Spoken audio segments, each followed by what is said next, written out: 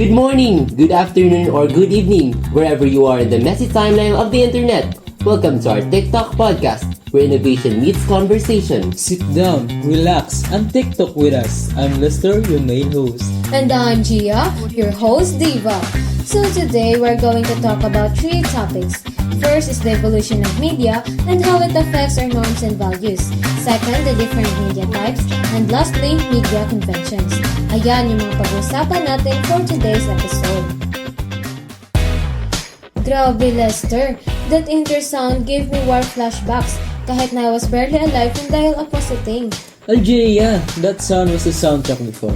That was the sound na inaabangan ng mga batang 90s noon. Today, we're going deep since it's already 2026 and technology is moving faster than AI-generated TikTok dance trend. We decided to look back.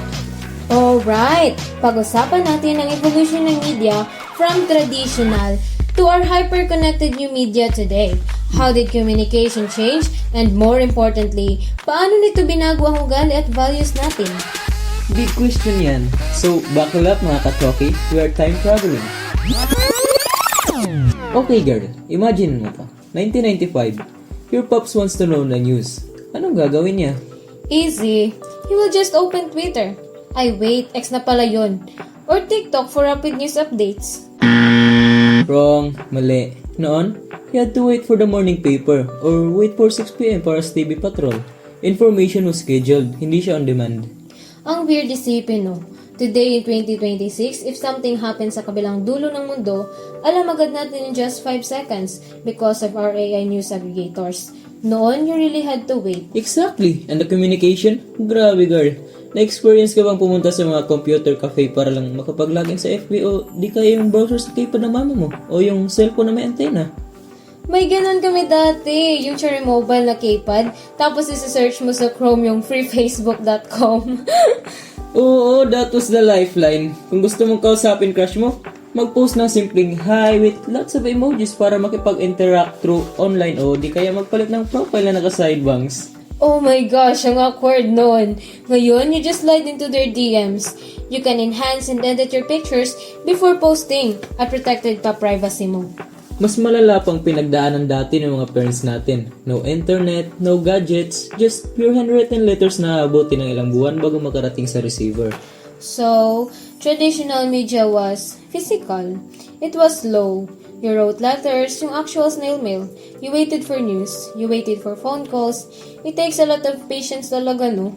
Patience was a mandatory virtue talaga back then. Ngayon, patience is optional.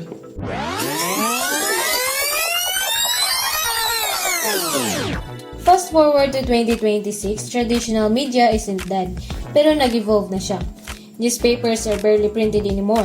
There are multimedia organizations living on our screens. And communication is agad-agad. We've moved from SMS to Messenger and now, integrated AI assistants to sometimes reply for us. So true. Like sometimes, I'm too busy to formulate a reply, so I just let my AI suggest 3 options. And I click 1. It's efficient pero minsan napapaisip ako.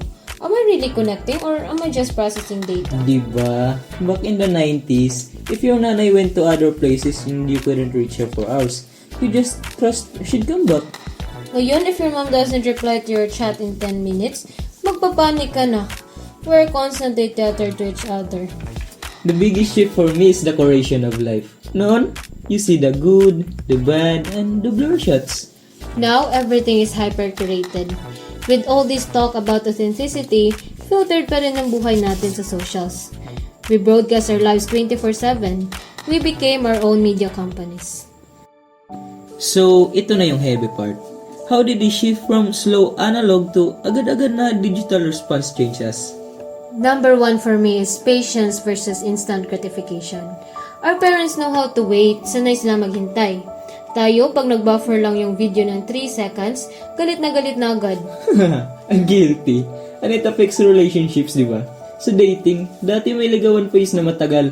Ngayon, talking stage na walang kasiguraduhan. Tapos pag hindi nag-reply agad, ghosted na. We value speed over depth sometimes. Gets ko yan. Another huge shift is privacy and social norms. Diba sa culture natin may concept ng hiyap? Sobra. You don't air your dirty laundry in public. Pero ngayon parang baliktad na.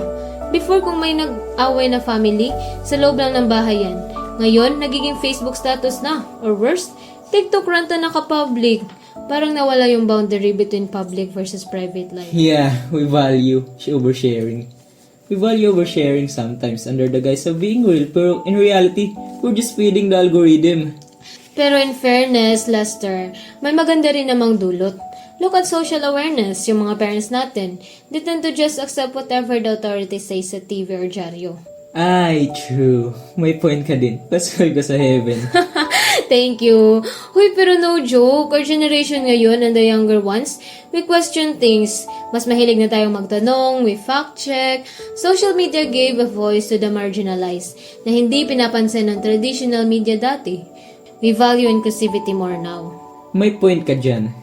Mas informed tayo or at least we have the tools to be more informed if you use them right.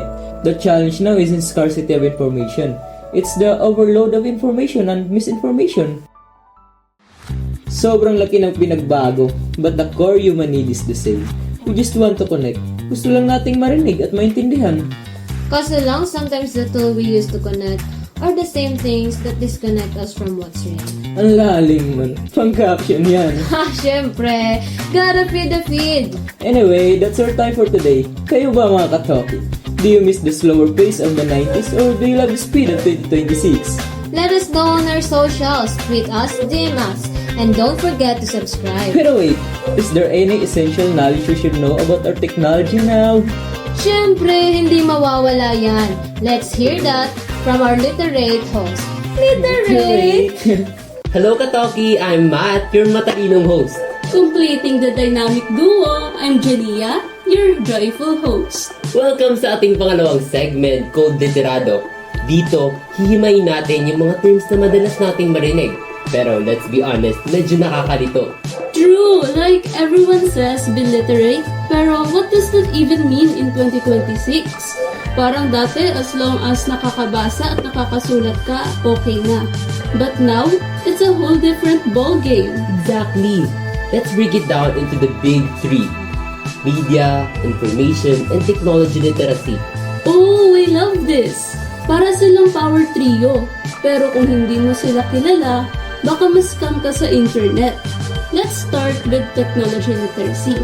Ito yung how math. Ikaw to eh. Low blow, pero yes, tech literacy is your ability to actually use the tools. It's the technical know-how. This is your skill in using digital tools like phones, laptops, apps, and platforms effectively and responsibly.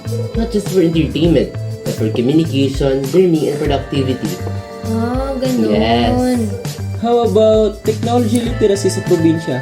Simple lang, ginagamit mo yung phone mo hindi lang pang TikTok, kundi pang online class, pang research o pang contact sa barangay hotline. Kahit mahina ang signal, marunong ka mag-adjust. Discarded as tech skills, yan. So, if technology literacy is the how, information literacy is the what.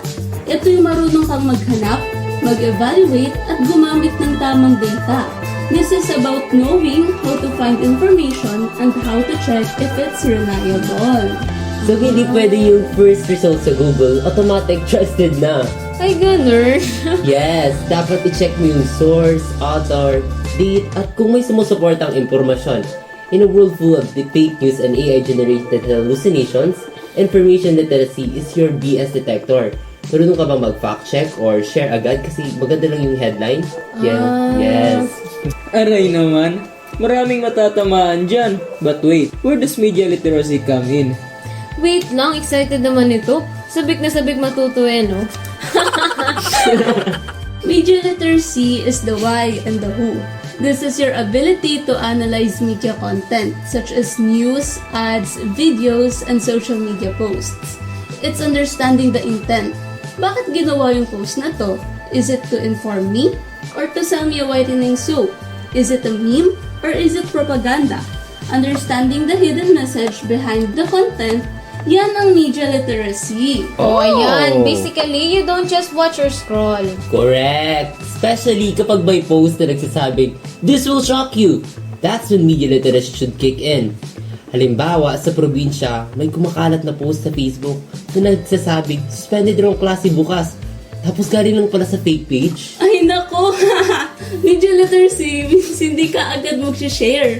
Titingnan mo muna kung galing ba sa official LGU page o sa school mismo. So in short, tech is the phone, information is the message, and media is the motive, clear as crystal. Speaking of messages, Matt, let's talk about where we get our info. Today, we have the internet. Libraries yung mga common sources natin. Pero we often forget the OG or the original, which is the Indigenous Media. True. Classic. Indigenous media isn't just old school, Janea. It's the ancestral school. Ito yung knowledge from community elders, oral traditions, or local rituals. I remember my lola. Whenever I had a fever, hindi siya nag-google. She'd look at the leaves, talk to the elders, and tell me a story about how the land heals us. That's Indigenous Media. It's community-owned and deeply rooted in culture. Compare that to the internet or a library. Ang internet, it's vast and fast, pero it can be very impersonal. Information, there's global, indigenous media, it's hyper-local. It's about wisdom, not just data. Tama! In a library, you find books written by scholars. In Indigenous Media, the books are the elders. Unlike the internet where everything is one click away, Indigenous knowledge is earned through trust and being part of the community. Ang internet, pwedeng mag-down. Ang Google, pwedeng mag-hallucinate. Pero si Lolo at Lola, their stories and the traditions have survived centuries without Wi-Fi and connection. Pero seriously, it's about balance. We need the speed of modern tech. Pero we shouldn't lose the soul and context of our indigenous roots. True that. You can have all the tech literacy in the world, but if you don't have the wisdom from our roots, you're just a fast-moving bot. Kaya, mahalaga ang dalawa. Digital media gives us speed and access, while indigenous media give us context, values, and wisdom. At kapag marunong kang gumamit ng pareho, Ay certified media literate ka na, Katoki. and that wraps up segment 2. Stay tuned, Katoki. The conversation gets even better in the next and last segment. And we are down to our final segment. Welcome to the Tech Talk News. May hati ba tayo dyan today or is it more of a hot seat situation? Definitely a hot seat, Lester. Bidang biliran. Did you see the news about the checkpoint bust last Sunday? Isang 35 anyos na lalaki na kuhanan ng halos 360,000 halaga ng shabu. Wait, ito ba yung suspect na nag-try tumakas pero nung hininga ng ID, aksidenteng nahulog yung shabu mula sa bulsa niya? Mula sa bulsa. Talk about a major fail. Literal na nahulog ang loob pero sa maling paraan. Ha! Exactly. Pero since this is a media literacy podcast, let's talk at how this story was framed across different platforms. Napansin mo ba yung difference ng pag-present nito sa print, broadcast at online? Oh, definitely. Sa print, like sa mga local tabloids or broadsheets, it's very inverted pyramid. Ang headline, 360,000 halaga ng shabu na submit sa checkpoint. Formal, black, white, focus on the 5 W's, direct to the point, no emojis, and no drama. Correct. That's the written code of print media. Very objective and authoritative.